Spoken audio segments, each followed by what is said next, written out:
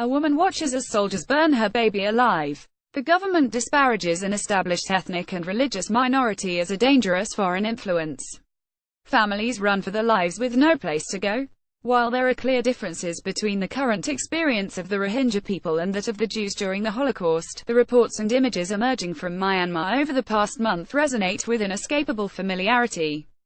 The UN's top human rights official has called it a textbook case of ethnic cleansing. According to the Center for Prevention of Genocide, a project of the United States Holocaust Memorial Museum, the latest round of attacks on the Muslim minority raise even higher alarms about the risk of genocide. Following the Holocaust, the United Nations adopted the Universal Declaration of Human Rights and the Convention on the Prevention and Punishment of Genocide as steps toward ensuring that what happened to us would never happen to any other people. As a Jewish state, Israel bears a particular responsibility to uphold the international aspiration to protect minority groups from mass slaughter. It is, therefore, hard to believe, but impossible to deny, that the Jewish state remains one of the few countries in the world willing to sell weapons to Myanmar. Some have run to find easy consolation for their conscience in data published by the Stockholm Peace Research Institute SIPRI that suggests that Israel stopped weapons sales to Myanmar in 2011. However, this defense fails to acknowledge Israel's exceptional secrecy when it comes to its weapons exports and the resulting dearth of publicly available information.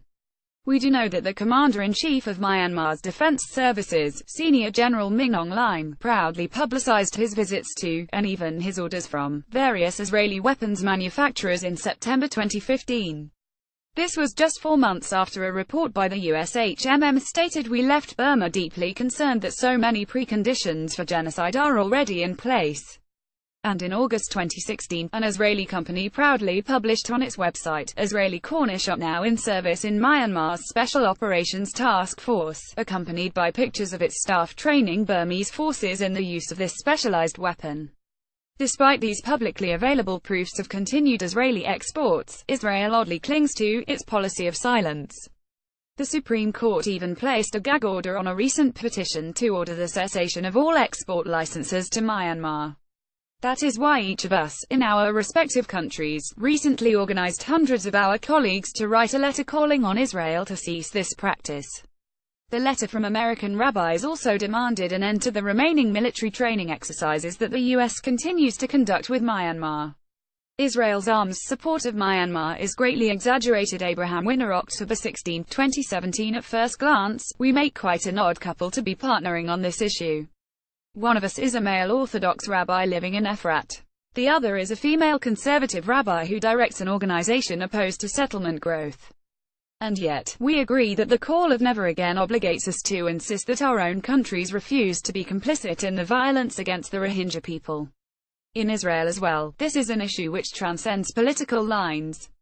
The law to prevent arms sales to human rights violators like Myanmar was proposed by Tamar Zandberg, a member of Knesset for the Meretz Party, and Rabbi Yehuda Glick, a member of Knesset for the Likud Party and a prominent Temple Mount activist. While our people's experience in the Holocaust may be the most immediate and visceral imperative for action, it is not the only reason Israel must change its policies. Our obligation to the Rohingya stems from Israel's identity as a Jewish state. Israel's Declaration of Independence declares that the state will be based on freedom, justice and peace as envisaged by the prophets of Israel. These prophets regularly railed against kings who were guilty of neglecting the most vulnerable and forgotten, and of prioritizing political considerations over moral ones. They envisioned Jerusalem as a place to which nations streamed to learn the paths of peace, not the art of war. Jewish law, too, warns against selling arms to those who would use them for evil. The Talmud cautions against selling weapons or accessories of weapons to dangerous individuals or groups, or even grinding any weapon for such people, or selling them a certain type of iron predominantly used for crafting weapons. Avodah Zarah 15b-16a Maimonides extends this prohibition to selling anything injurious to the public, like the weapons of war or instruments of torture, in order to not aid the destroyers of the world in destroying.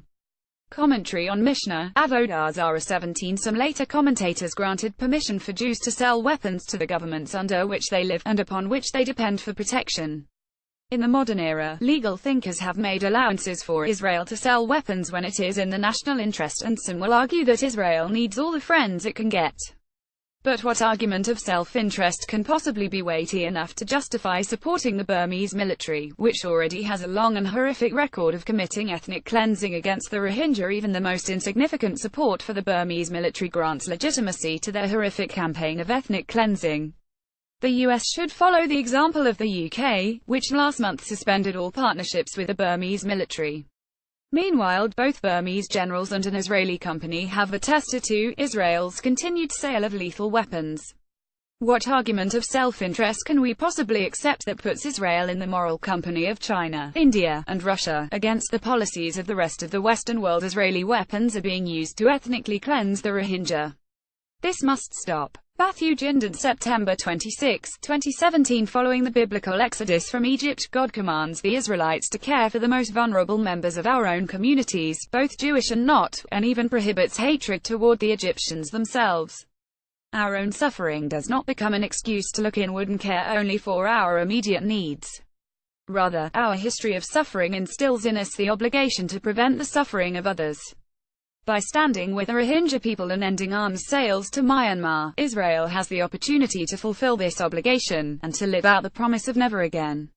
Rabbi Jill Jacobs is the executive director of TRUE, the Rabbinic Call for Human Rights, which mobilizes 1,800 rabbis to protect human rights in North America, Israel, and the occupied Palestinian territories. You can follow her on Twitter at Rabbi Jill Jacobs. Rabbi Avidan Friedman, an educator at the Shalom Hartman Institute in Jerusalem, is part of a diverse group of Israeli activists working to end Israeli weapons exports to gross violators of human rights. The views and opinions expressed in this article are the author's own and do not necessarily reflect those of the forward.